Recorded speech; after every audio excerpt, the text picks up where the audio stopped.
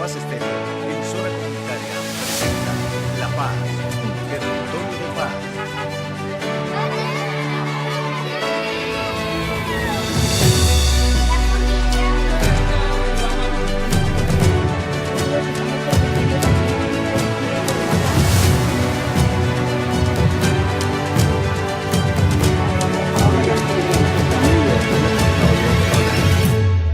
Hacer pedagogía con la radio es algo completamente innovador.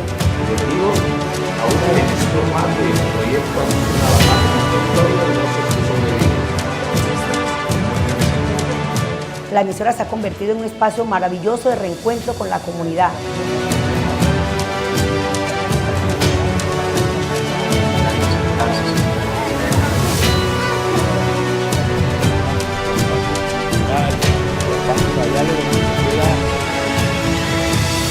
Simitió Original Estéreo se convirtió en el megáfono de aquellas voces que estaban guardadas en el baúl y en el olvido de la comunidad.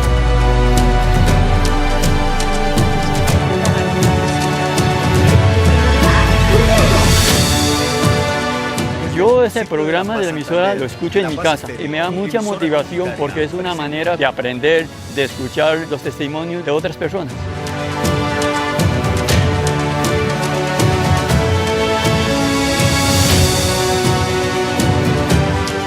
Este proceso de fotosíntesis y de la holofonía como tal nos llevó a ir a partes mucho más significativas para este municipio.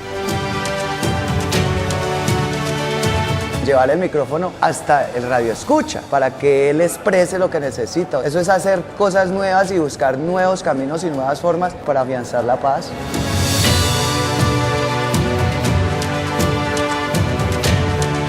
La radio comunitaria fue importante en el tiempo de la violencia para acompañar a las comunidades y hoy es importante para la construcción de una nueva dinámica de paz.